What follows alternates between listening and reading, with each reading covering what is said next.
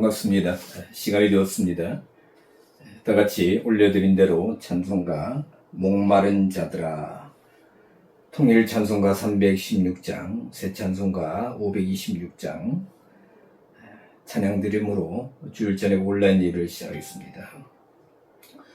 목마른 자들아, 다 이리 오라. 이곳에 좋은 샘 흐르도다. 힘쓰고 애씀이 없을지라도 이 샘에 오면 다 마시겠네. 이 샘에 나는 물 강같이 흘러 온 천하만국에 다 통하네. 빈부나 귀천이 분별이 없이 다 와서 쉬고 또 마시겠네.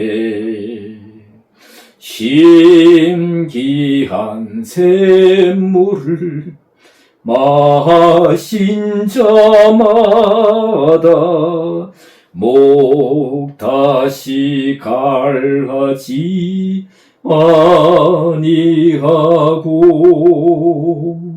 속에서 솟아나 생수가 되어 영원히 솟아 늘 풍성하리. 이 샘의 이름은 생명의 샘물, 저수정빛같이 늘 맑도다. 어린 양 보좌가 근원이 되어 생명수 샘이 늘 그치잖네. 아멘. 예, 하나님 말씀 요한복음 7장 37절로 39절 말씀입니다. 요한복음 7장 37절로 39절 말씀. 예, 제가 봉독하겠습니다. 명절 끝날 곧 큰 날에 예수께서 서서 외쳐 가라사대 누구든지 목마르거든 내게로 와서 마시라. 나를 믿는 자는 성경의 이름과 같이 그 배에서 생수의 강이 흘러나리라 하시니 이는 그를 믿는 자에 받을 성령을 가리켜 말씀하신 것이라. 예수께서 아직 영광을 받지 못하신 고로 성령이 아직 저희에게 계시지 아니하시더라. 아멘. 예, 반갑습니다. 지난주에 저희 또 작은 제가 무슨 또 일이 있어서 예배를 못 드렸습니다. 근데 한 주간 지나는데 좀 굉장히 마음이 무거워요. 또 부담이 되고 뭔가 허전하고 그래서 참 죄송하고 그랬는데, 그래서 사실 이 시간이 돌아오기를 굉장히 좀 기다렸습니다. 예. 자, 오늘은 본문 요한복음 7장 37절로 39절까지 말씀으로 그 배에서 생수의 강이 라는 제목으로 잠시 말씀을 드리겠습니다. 자, 그 배에서 생수의 강이 흘러날 것이다. 우리가 그렇죠. 우리에게 아주 익숙한 예수님의 말씀입니다. 자, 여기 보면 38절에 나를 믿는 자. 그러면 우리가 다 예수님을 믿는데 그 생수의 강이 다 흘러넘치느냐. 지지난주에 제가 나를 믿는 자 해서 이게 나 인칭대명사 1인칭 인칭대명사의 목적격이다 말씀드렸습니다. 그래서 예수님을 여기서 나니까 인칭대명사지만 예수님이죠. 그래서 성경에서 예수님을 목적으로 예수님 목적격으로 예수스 목적격으로 나오는 구절들을 쭉 찾아보았습니다. 찾아보았는데요. 대표적으로는 예수님을 목적격으로 쓰인 경우에 어떤 말씀과 연관이 되어 있느냐. 사실 우리가 성경을 제가 가끔 그런 표현을 합니다. 이게 너무 좀 이렇게 지나친 말인지 표현인지 모르겠지만 제가 성경을 이잡듯이 한다. 그 혹시 이 방에 들어와 계신 젊은 세대는 사실 이잡는 게 뭔지 몰라요. 그런데 아마 저 같은 60년대에 출생한 분들은 이잡는 것이 무엇인지 알아요. 도시분들은 모르지만 시골 분들은 아는데 하여튼 샅샅이 이제 살핀다는 거죠. 갑자기 옛날에 이잡던 생각이 납니다.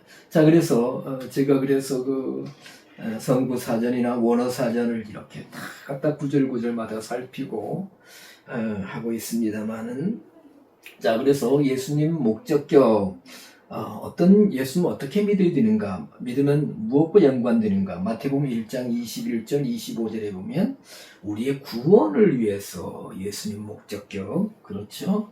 요한복음 3장 2절 거기 보면 니고데모가 밤에 예수께 해서 역격같지만은 목적격입니다. 진리를 추구하러 나왔죠. 니고데모 17장 3절, 요한복음 17장 3절 영생. 영생은 곧 유일하신 참하나님과 그의 보내신 예수 그리스도를 아는 것입니다. 영생. 사도행전 3장 23절 구원하시는 분.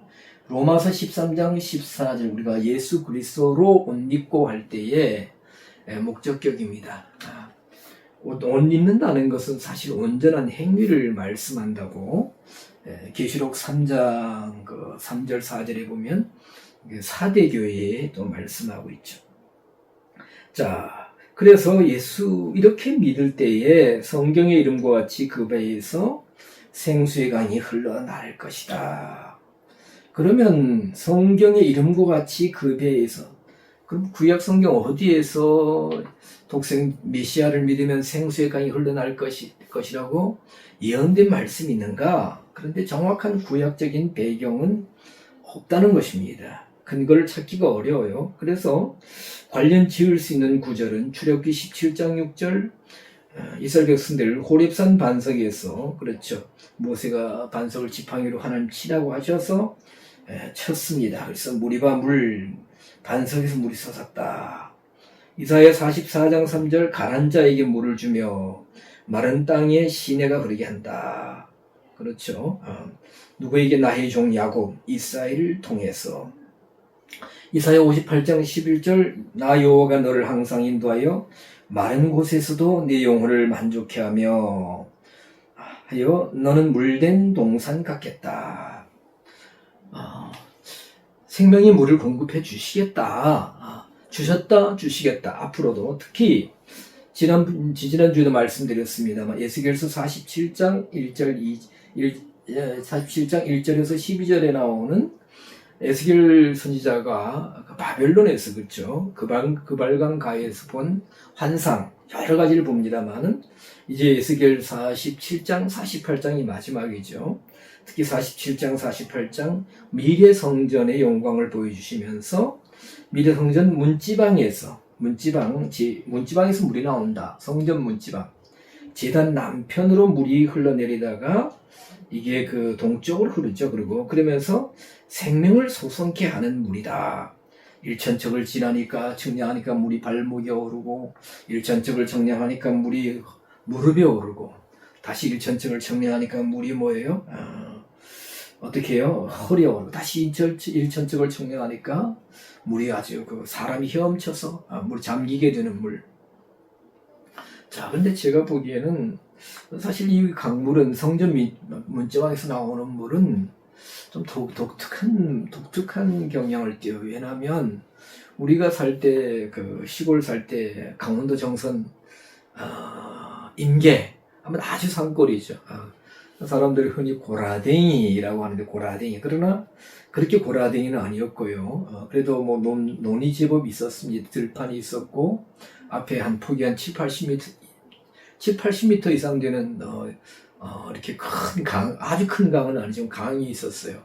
근데 우리가 강에 들어가면 몇 발자국만 걸어 들어가면 벌써 물에 들어갈 때부터 벌써 발목이 잠기고 몇 발자국 들어가면 바로 몇 발자국 들어가면 무릎에 오르고 몇 발자국 들어가면 허리가 잠기는데 성전 문지방에서 흘러내리는 물은 그러니까 급류가 아니라는 거죠. 급류가 아니고 물살이 세지 않고 잔잔한 물이 흐르니까 그렇죠. 일천척을 청량하니까 일천척은 거기 보면 계시록 그 에스겔서에 나오는데 한번 확인해 보시길 바랍니다. 제가 이건 확인 안 했어요. 그런데 일천척을 청량하니까 물이 뭐예요? 발목 다시 일천척, 무릎 다시 일천척, 허리 다시 일천척은 사천척을 가니까 사람이 잠길 정도의 물, 사람이 헤엄칠 물이다. 물이 잔잔하게 아주 유속도 빠르지 않고 그런 물, 그 물이 흘러가는 곳에 생명의 역사가 나타난다. 중요한 것은 모든 생물들이 사는 역사라는 겁니다. 자, 그러면 우리가 미래 성전의 영광, 사실 우리가 성전의 역사하면 성경에 보면 모세를 통한 성막이 있었고, 그리고 솔로몬을 통한 솔로몬 성전이 있었고, 그렇죠. 그리고 포로 귀환 이후에 스룹바벨 성전, BC 516년에 세워지죠. 그리고는 사실 BC 한 300여 년경에 사마리아인들이 그리심산의 성전을 세우는데 그것은 삼성전이 될 수가 없습니다. 왜? 사마리아인들이 사마리아 지역에 자기들이 따로 이렇게 스스로 분리되어서 거룩한 분리가 아니라 그렇죠. 사마리아가 더구나 이제 이방화되어서 혼잡, 인종의 혼잡, 그리고 문화 종교의 혼잡되어서 유대인들이 배척시켰죠. 그래서 사마리아인들이 스스로 이제 사마리아 오경을 이제 막 만들었죠. 그리고 소유하고 모세 오경과 대적하기 위해서 그리고 그리심산의 성전을 세우고 왜 그리심산에 보면 우리가 신명기에서 모세를 통해 하나님께서 그리심산에 가나안 땅에 들어가면 신명기 27장인가 28장인가 한번 찾아보시길 바랍니다. 그래서 이스라엘 중에 6지파는 에발산, 6지파는 그리심산. 그래서 그리심산 앞에 선 6지파는 축복을 선포하고 에발산 앞에 선 그 둘이 이게 쌍봉처럼 이렇게 마주보고 있다 그래요. 근데 뭐 700 몇 미터인가 800 몇 미터가 된다는 게 꽤 높은 산인 것 같습니다. 그래서 그리심산을 축복의 산이라 하니까 그리심산의 성전을 세웠어요. 그리고 아주 자기들 나름대로 이제 거짓말을 지어내죠. 뭐냐면 에덴 동산 하나님께서 처음 아담과 하와를 지으실 때 그리심산 성전, 그리심산의 흙으로 만들었다. 뭐 등등등. 그리심산 예배만 받는다. 그리심산 성전에 드린 예배만 받는다. 사마리아인들이. 그리고 뭡니까? 장차 메시아가 그리심산에 재림하신다. 뭐 얼토당토 않은 거짓 논리들을 만들어냈습니다. 그래서 요한복음 4장에 사마리아 여인이 뭐예요? 예수님께 우리는 이 산에서 예배하였는데 라는 배경이 나오죠. 물론 이 그리심산 성전은 BC 320년인가 세웠다가 BC 120몇 년인가 110몇 년인가 파괴되어서 한 100년밖에 없었습니다. 그러나 아직 헤롯 성전은 사실 제3 성전이 될 수 없죠. 왜냐하면 헤롯이 자기의 정치적인 야욕 때문에 만들어졌기 때문에. 그리고 그렇죠. BC 19년 전에 세워졌다가 그리고 AD 70년에 파괴되죠. 그럼 제3성전은 사실 아직 없습니다. 그리고 제3성전이 들어선 것과 계시록의 종말론과 깊은 연관이 있는데 하여튼 조금 옆으로 빗나갔습니다만은 자 어쨌든 간에 미래 성전에서 나오는 물이 생명의 물이에요. 그러면 고린도전서 3장 16절에 우리가 너희가 하나님의 성전인 것과 하나님의 성령이 너희 안에 거하시는 것을 알지 못하느냐. 즉 우리가 하나님을 모시고 예수님을 모시면 하나님을 모신 곳이 성전이잖아요. 구약 성막, 성전, 성소와 지성소. 그 지성소 안에 거하시는 하나님. 그래서 우리가 우리 자신을 정결케 해야 된다는 거예요. 간혹 그런 질문을 받습니다. 또 많은 분들이 궁금해하고 하죠. 아니 담배 피우고 술 먹는 것이 뭐 구원과 무슨 상관이 있느냐? 뭐 어디서 술 먹지 말라고 했느냐? 술 취하지 말라고 했다. 담배 피우지 말라는 구절이 어디 있느냐? 그런데 사실 그건 다 자기 합리합니다. 하나님은 성결하신 분이기 때문에 뭐예요? 깨끗한 자에게 자기의 깨끗함을 보이신다고 시편에 말씀하세요. 우리가 성령의 전이기 때문에 하나님 모신 전이기 때문에 왜? 성전 안에는 부정한 것이 들어갈 수가 없었습니다. 그러나 우리는 안타깝게도 우리가 하나님의 전이라고 하면서도 부정한 생각 또 부정한 어마한 것들이 우리 속에 가득 차고 있지 않습니까? 자, 그 배에서 생수의 강이 나를 예수님을 이렇게 믿는 자는 그 배에서 생수의 강이 흘러날 것이다. 배는 헬러어로 코일리아, 코일리아.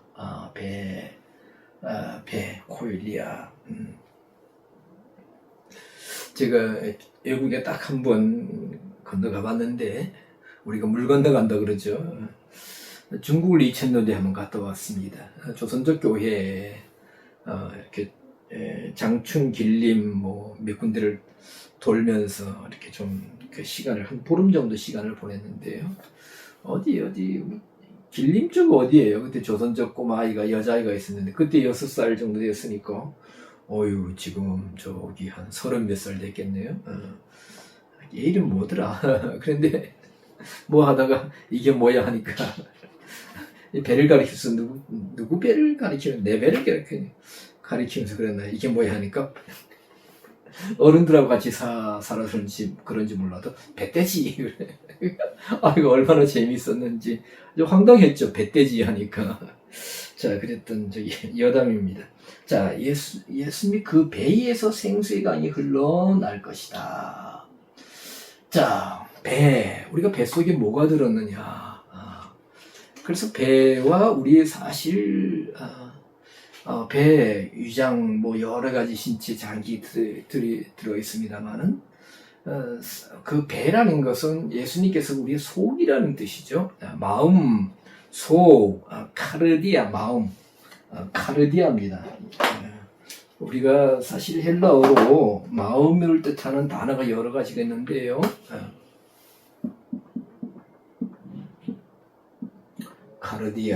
카르디아는 중심으로서의 마음, 좌소로서의 마음, 그리고 또 마음, 누스의 마음, 아주 굉장히 중요합니다. 디아노이아의 마음, 에피그노시스의 마음. 에피그노시스는 인식이라는 뜻인데 중요한 것은 카르디아, 누스, 또 디아노이아. 제가 강릉에서 지금 강릉 당근에 히브리어 모임을 가지고 있습니다. 근데 참 이상하게도, 참 묘하게도, 남자분들은 안 오고 지금 오는 분들이 자매님 4분들이 오고 있는데 집사님들 이런 분들이 오세요. 올 때마다 헬라어가 죽는다는 의미가 이렇게 다르다. 지난주 만났을 때는 또 다른 것을 말했는데 아주 신기해하고 그리고 굉장히 좋아하는 것을 보았습니다. 자, 이제 시간이 되면 카르디아의 마음과 누스의 마음, 특히 누스의 마음이 중요합니다. 누스의 마음, 디아노의 마음. 그래서 사실 코일리아와 카르디아는 같은 의미는 아닙니다. 그러나 우리 속이라는 의미에서 같은 의미죠. 자, 예수님께서 마태복음 15장 19절에 그 마음에서 나오는 것이 있다. 자, 우리 마음. 천길 물속은 알아도 한길 사람 속은 알 수 없다라고 하죠. 우리 마음에서 뭐가 나오느냐? 악한 생각, 살인, 간음, 음란, 도적질, 거짓 증거, 회방. 이것이 사람을 더럽게 한다. 우리 하나님의 사람들은 속에서 선한 것이 나와서 예수님 말씀 그 마음에 쌓은 선에서 선을 낸다고 하셨는데 쌓은 선에서 선한 것을 내서 선한 영향력을 미치고 생명의 역사가 넘쳐나야 하는데 이런 것이 나와서 마태복음 15장 19절 이런 것들이 나와서 사람을 더럽게 한다. 더럽게 한다. 이렇게 말씀하셨어요. 그래서 사람의 속에서 나오는 것이 사람을 더럽게 한다고 말씀하셨죠. 이 배경은 마태복음 23장 25절 우리가 잘 아는 마태복음 23장 예수님께서 바리새인들의 의식에 대해서 그렇죠. 회칠한 무덤 같아. 회칠한 무덤 같아.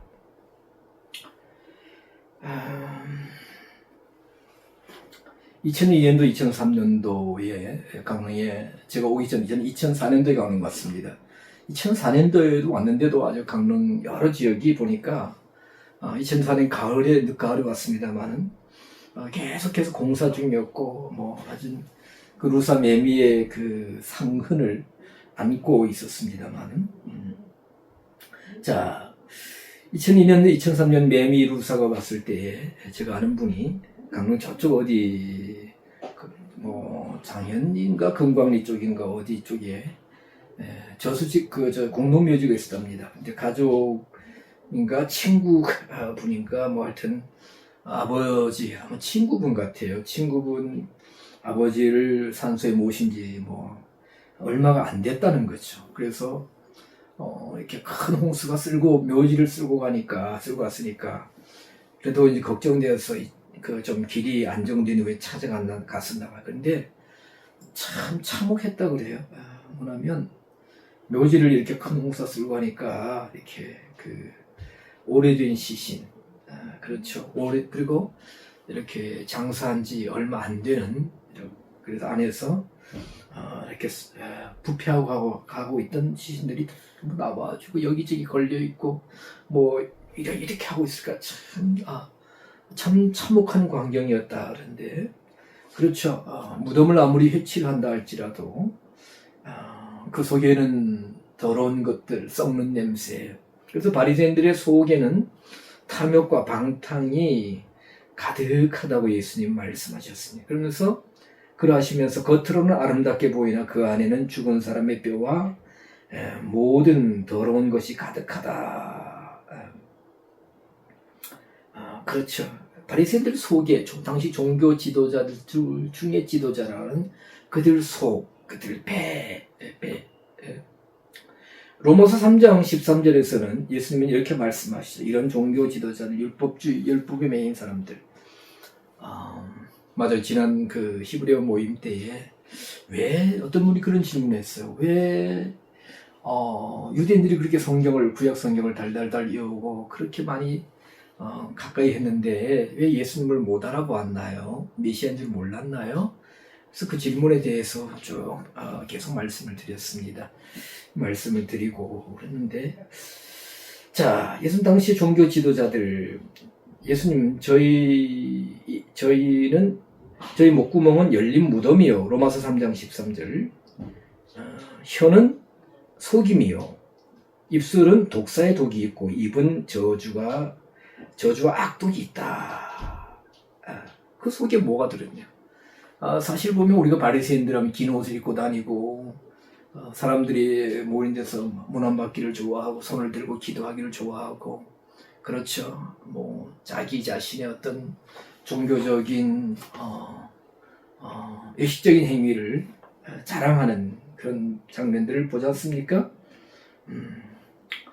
그런데 그 속에 무엇이 들었느냐? 배 속에 이런 것이 들었다 예수님 말씀하세요. 그래서 사실 또 다른 표현을 하면 세상적인 표현이지만은 그 배는 복마전이다. 복마전. 배 안에 마귀로 가득 차다. 마귀. 배 안에 악한 영이 겉으로는 멀쩡해 보여도 속에 악행, 비리, 음모가 가득하다. 우리 정치권들도 그러하죠. 그런데 사실 보면 참 예수님 당시에 그 대제사장들, 장로들, 바리새인들, 서기관들, 그렇죠. 그러했죠. 그리스도를 대적하고 사실 하나님을 하는 행위인지를 또 모르고 그렇게 했던 것을 볼 수 있습니다. 자, 예수님은 사실 이렇게 말씀하시는 거예요. 당시 종교 지도자들 속에서 나오는 것은 외식과 탐욕이다. 그래서 종교 지도자들의 그런 외식과 탐욕이 그 안에 있기 때문에, 더러운 것들로 가득 차기 때문에 그들의 입에서 나오는 교훈이 생수의 강이 되지 못한다는 것입니다. 하나님의 백성들의 영적 목마름을 해결해 주지 못한다는 것입니다. 오직 예수님으로부터 구원, 영생, 거룩한 삶, 말씀과 복음을 통해서 온전한 칭의를 받고 참된 말씀을 통해서 공급받을 때에 예수님으로부터 뭡니까? 생명의 역사, 그리고 생명의 역사가 흐르니까 생명이 흐른다 그러죠. 생명이 흐른다. 그래서 처음에는 일천척 발목이 잠기고 무릎이 잠기고 하는 그런 단계를 지나서 생수의 강이 흘러난다는 것입니다. 생수의 강 흘러난다. 계속 흐를 것이다. 아마 이 생수의 강이 흘러난다 이 또 표현은 앞에서는 그 바리새인들 속에, 종교 지도자들 속에서 이런 오히려 더러운 탐욕, 남을 더럽게 하고 남을 영적으로 죽이는, 백성들을 죽이는 그런 교훈이 나온다. 그것을 비유적으로 말씀하셨지만 제가 보기에는 요단강을 또 비유해 두고 말씀하시는 것 같아요. 요단강을 염두에 두고. 자, 요단강이 어떤 강이냐. 놀랍게도 희한하게도 안 믿는 사람들도 다 요단강 말합니다. 그래서 특히 교회가 복음이 전파되고 교회가 있는 지역에서는 어떤 믿는 분들이 돌아가시면 요단강 건너간다, 요단강 건너간다 그런 표현을 쓰시더라고요. 자, 근데 저도 아직 요단강을 실물로 못 봤습니다. 그래서 건기에 가느냐 우기에 가느냐에 따라서 우기에 가면 좀 요단강이 강처럼 보이는데 건기에는 많이 말라 있다 그러죠. 그러다 우기가 되면 또 강폭이 넓어진다 그럽니다만, 자, 요단강이 발원지인 여러 곳에서 발원해서 또 여러 지류가 합쳐져서 요단강이 되지만은 이스라엘 북부 레바논 지역에 있는 높이 한 3,000m 되는 만년설이라고 하는 무슨 산이 있습니까? 헬몬산이 있습니다. 헬몬산에서 흘러내리는 눈 녹은 물, 깨끗한 물, 거기에서 주로 이제 발원해서 이제 레바논을 걸쳐서, 그렇죠, 이스라엘 북부를 걸쳐서 갈릴리 지역을 지나서, 그렇죠, 흘러내립니다. 자, 그래서 길이는 요단강은 길이가 약 320km 정도 된다 그러죠. 그리고 그 요단강의 종착지는 어디냐? 보통 다른 강들은 흘러내리면 다 물이 합치고 해서, 아까 저희 집 앞에, 시골 고향 집 앞에 강이 있다고 했습니다만, 그 강도 이제 이렇게 임계 열항을 걸쳐서 저쪽에 대관령 횡교 쪽에서 나오는, 대기를 걸쳐서 나오는 강물하고 어우러져. 그래서 열항에 아우라지 유명하죠. 그래서 아우라지를 거쳐서 더 흘러서 정선 어디 흘려서 남한강으로 흘러간다 그럽니다. 그러면 흘러서 바다로 가죠. 옛날 그 동요 강물아 흘러, 냇물아 흘러 어디로 가냐, 강가로 가고, 나중에 넓은 바다 보고 싶어 강으로 간다. 강으로 갑니다. 자, 바다로 갑니다. 결국은.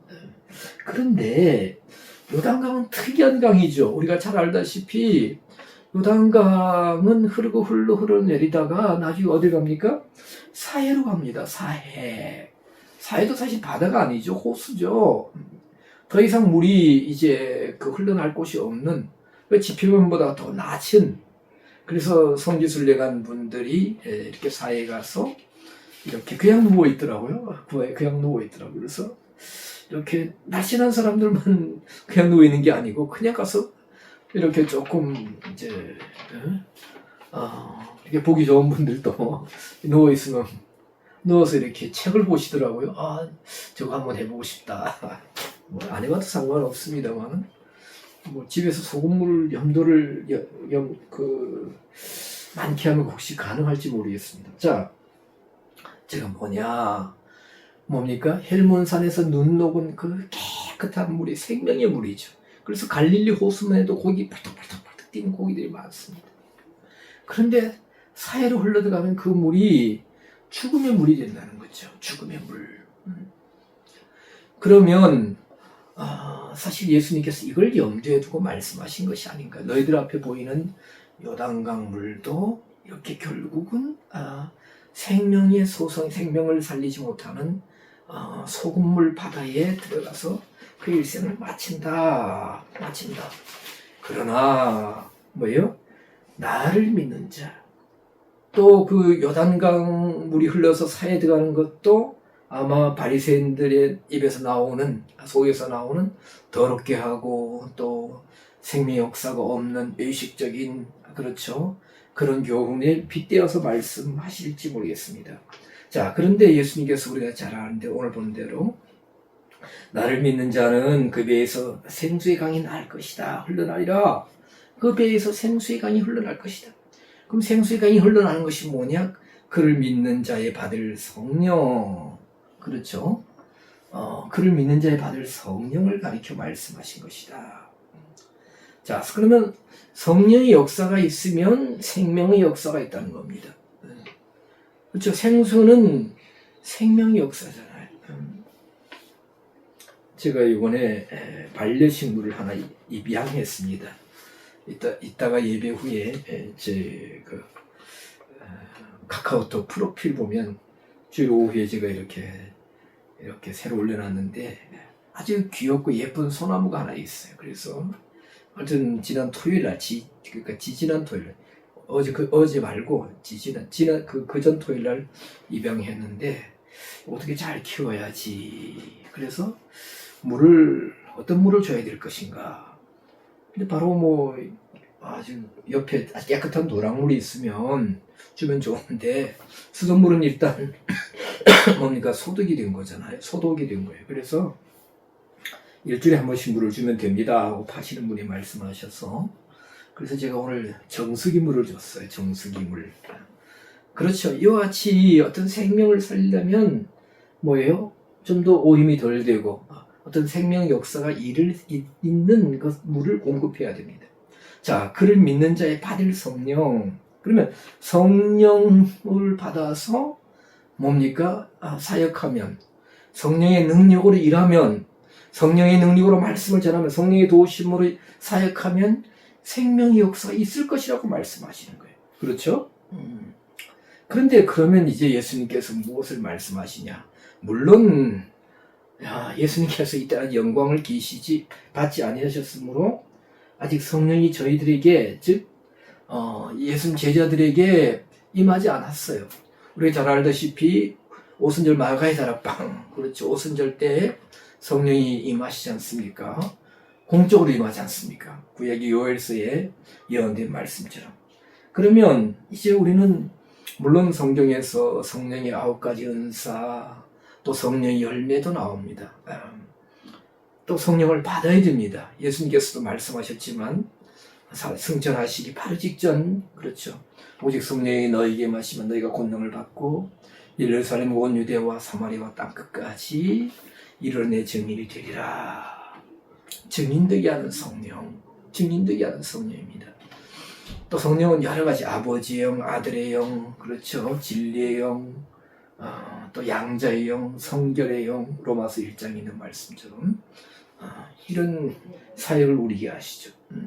존재론적, 사역적 면으로 다 다릅니다만, 조금 다 다릅니다만, 열매 맺게 하고, 진리를 탐구하게 하고, 또 말씀을 가르쳐 주시고, 예수님 말씀을 생각하게 하고.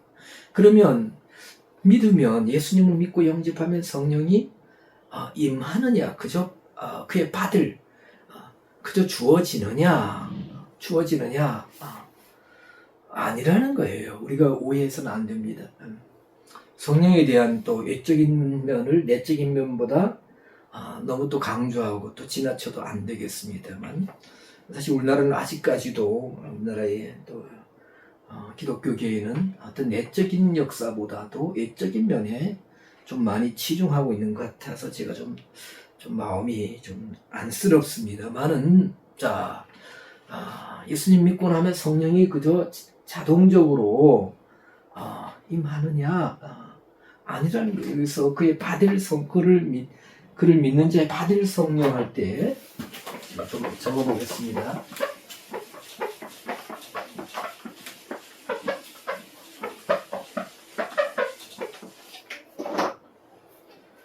받을 할 때에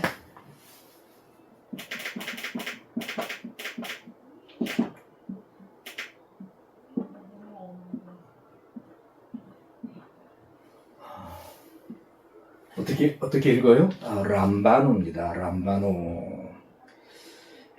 람바노예요. 람바노는 능동적으로 취하는 겁니다. 능동적으로 취한다. 수동적으로 주어진다. 디도미입니다. 디도미.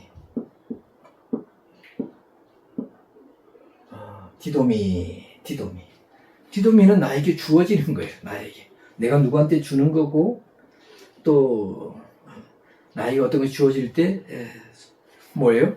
그렇죠? 수동적으로 주어지는 겁니다. 데코마이, 영접한다 할 때 데코마이도 수동적인 의미가 있습니다. 근데 람바노는 뭐예요?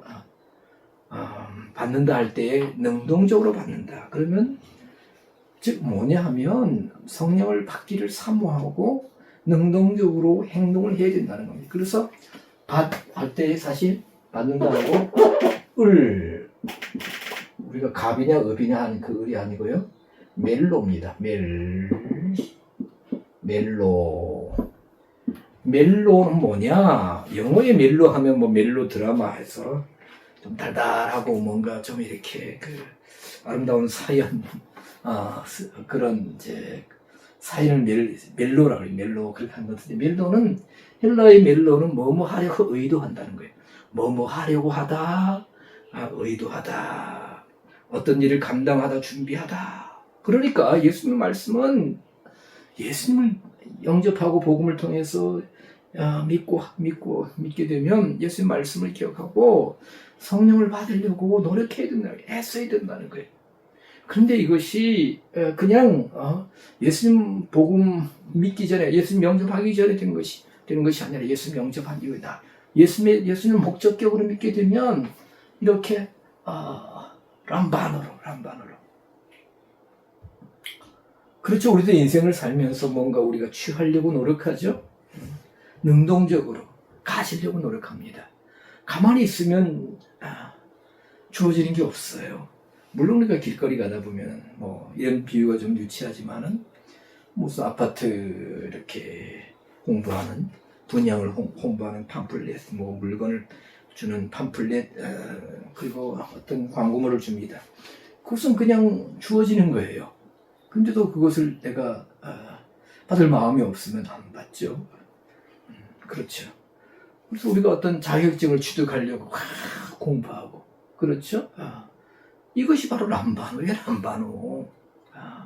그래서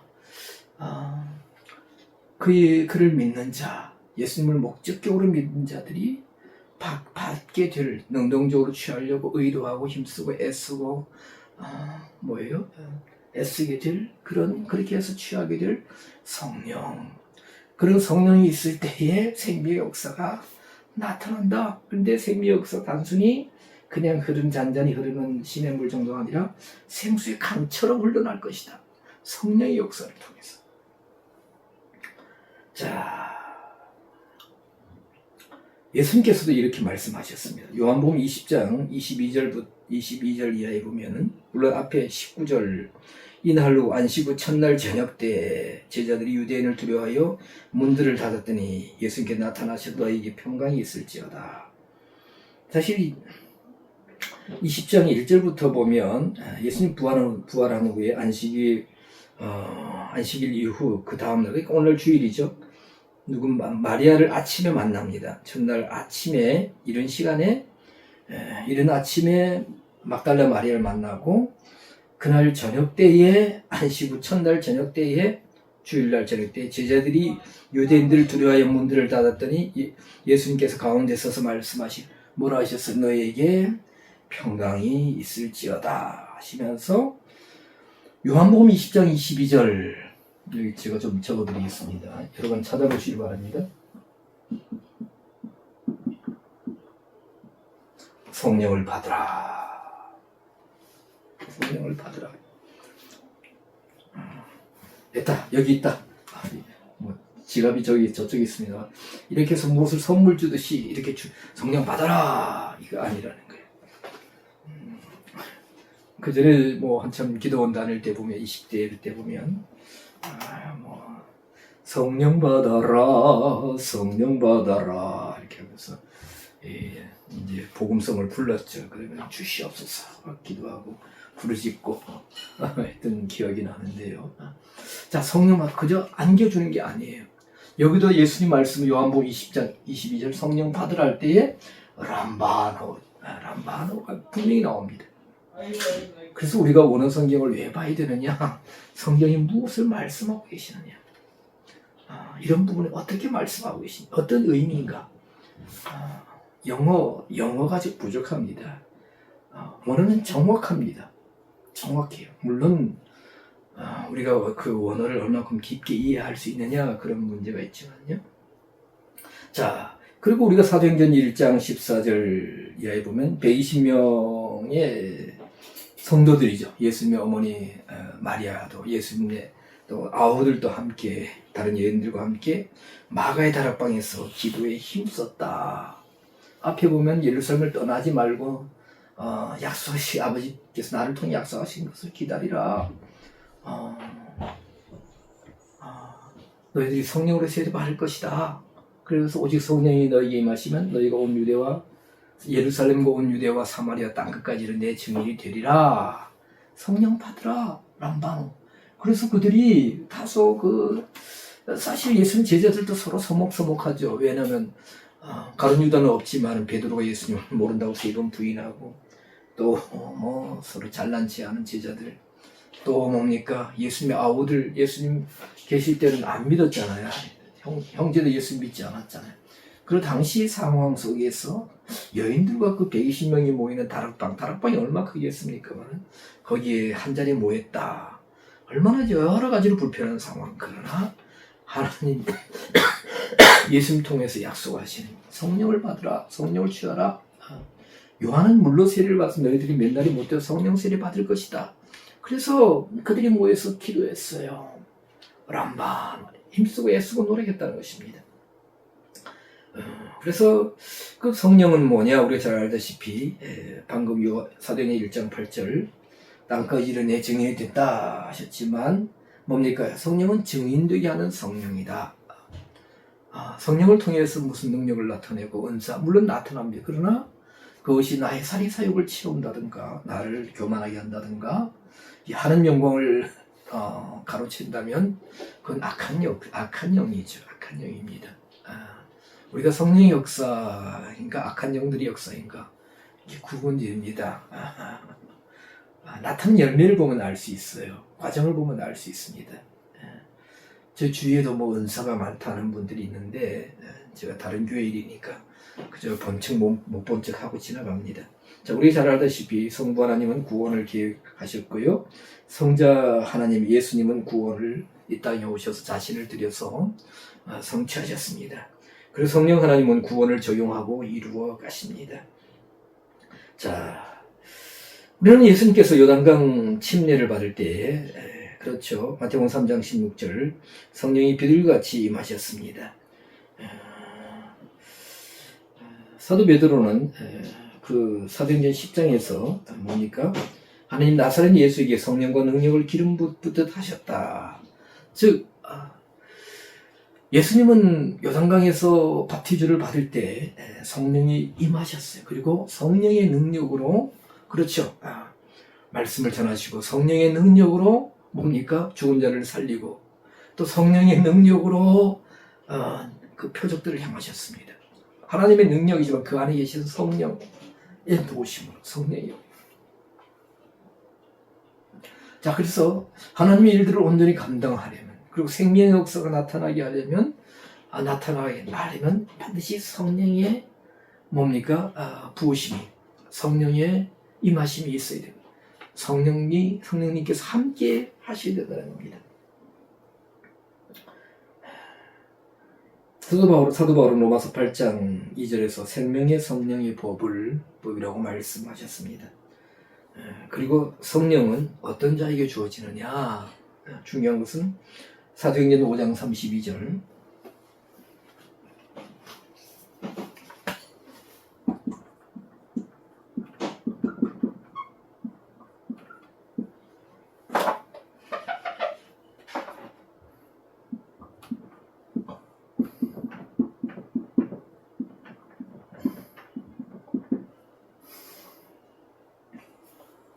아무리 성령 받으려고 기도하고 아무리 애쓰고 금식하고 한다 할지라도 말씀을 순종하지 제대로 하는 뜻을 제대로 순종하지 않는 자에게는 진리의 영, 성결의 영, 성령이 임하지 않습니다. 부정한 행위, 부정한 것과 정결한 것을 구분하지 않고 말씀을 불순종하는 자에게는 성령이 임하지 않습니다. 성령 비슷한 뭡니까? 이 거짓 영들이 임하는 거죠. 거짓 영의 역사를 구분할 수 있어야 됩니다.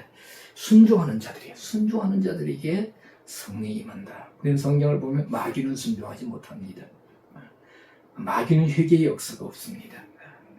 그래서 제가 참 우리나라에 참 현대 지금까지 생존하에 있는 정치인들 가운데 정말 회개가 필요한 분들이 있습니다. 그래서 저는 가끔 그분들이 회개하고 정말 자신들의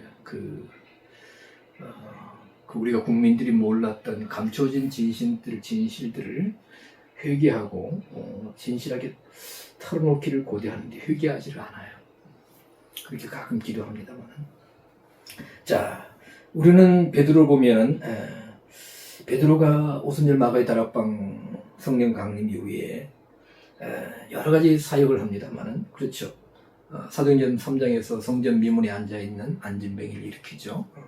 그리고 또 여러 가지 역사가 나타나는데 사도행전 4장 8절에 보면 베드로가 성령이 충만하여 빌립 집사 사도행전 8장 29절 그렇죠. 성령께서 광야로 가라. 물론 그 이전에 사마리아 성에 내려가서 말씀 전하고 표적과 기적을 일으켜서 사마리아 성을 회복시키는 역사가 있습니다. 사도 바울도 성령의 능력으로 생명의 역사를 일으킵니다. 사도행전 13장 4절 두 사람이 성령의 보내심을 받아 뭡니까? 이렇게 처음 안디옥 교회에서 처음 선교사로 파송될 때 성령의 보내심을 받았다. 그리고 13장 9절 사도행전 바울이라고 하는 사울이 성령이 충만하여 하나님의 역사는 성령의 사역입니다. 말씀을 깨닫는 것도 성령의 은혜예요. 말씀을 전하는 것도 성령의 사역입니다. 내가 할 수 있는 것은 아무것도 없습니다. 사도행전 15장 8절 성령을 주어 증거하시고 로마서 15장 19절 성령의 능력으로 역사하셨다. 내가 한 모든 것이 성령으로 역사하셨다. 내가 말씀의 역사, 표적과 기적의 역사, 다 성령의 능력으로 역사하신 것에 자랑할 것이 없다.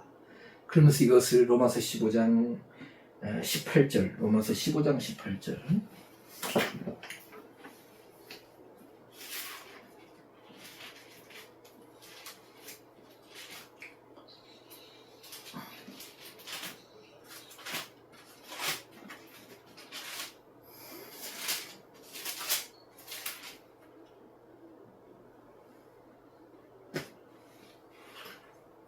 로마서 15장 18절.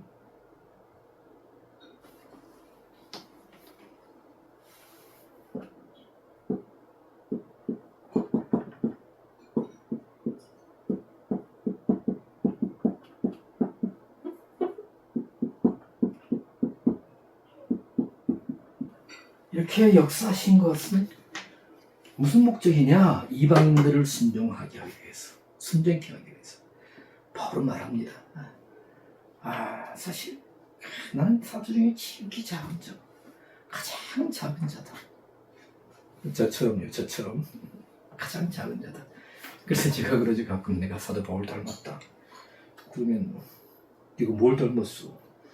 에베소에서 보니까 가장 작은 자, 사도 중에 가장 작은 자라는데 성도 중에 그러면 이제 웃고 맙니다만. 자, 재미있습니까? 자, 생수의 강, 성령, 그를 믿을 자, 나를 믿을 자, 뭐예요? 목적격으로 믿어야 된다는 거예요. 그리하게 되면 온전히 믿고 순종할 때 성령을 주신다. 반반으로 받는다. 이 성령 역사는 우리가 잘 알다시피 계시록 21장에 보면은 그렇죠. 이와 같이 되어서 나중에 계시록 1장에서는 생수의 강이 아니라 영원한 새하늘과 새 땅에서도 신천 신지에도 생명수 샘물이 흐를 것이다. 22장 1절 17절 생명수의 강 생명수. 그렇죠. 그래서 그 강가에 12가지 열매를 맺는 그 과실나무가 쭉 열매를 맺고 달마다 새 열매를 맺는 그런 놀라운 역사가 있습니다. 사도행전 19장 1절 이하에 보면은 바울이 에베소에 와서 어떤 제자들을 만나 가로되 너희가 믿을 때 성령을 받았느냐 할 때도 뭡니까? 람바노입니다. 사실 에베소는 굉장히 유명하죠. 중요한 사도 바울이 두란노 세원을 세우고 처음에 6개월, 나중에 2년 그렇게 강론합니까? 강론 디알레고마이로 말해서 에베소에 큰 역사가 나타납니다. 근데 처음에 이제 방문했을 때 너희가 믿을 때 성령을 받았느냐? 라고 말합니다. 우리는 성령이 있음을 듣지도 못했다. 그리고 그리함으로 이제 사도 바울이 사역함으로 에베소에 큰 역사가 나타납니다. 그래서 계시록 우리가 그 2장부터 3장 나오는 7교회 가운데 뭡니까? 그 에베소 교회가 처음 등장하죠. 물론 예수님 책망하시죠. 처음 사랑을 버렸느니라. 자, 그 배에서 생명수의 강이 흘러넘쳐야 됩니다. 그를 믿는 자에 받을 성령이다. 그냥 디도미로 주어지는 것이 아니고 데코마이로 영접하는 것이 아니고 어떻게 해요?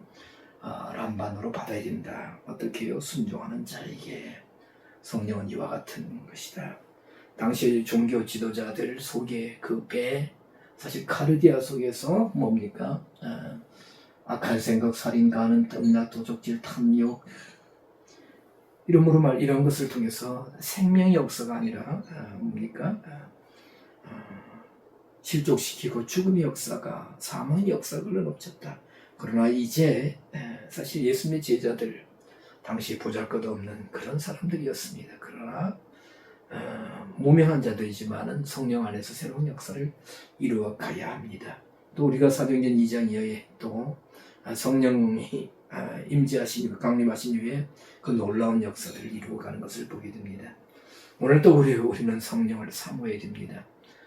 그러기 위해서는 우리가 먼저 순종하고 사모하고 람반으로 취하셔서 진리의 영 되시는 성령님을 통해서 진리를 바르게 깨달아서 보고 듣고 새롭게 깨달아서 그리고 하나님 또 예수님 복음에 대해서 바르게 증거할 수 있는 그리함으로 말미암아 처음에는 생명수의 물이 흘러나다가 나중에는 생명의 강물이 넘쳐날 수 있는 우리 모두가 될 수 있기를 사모하여 봅니다. 기도.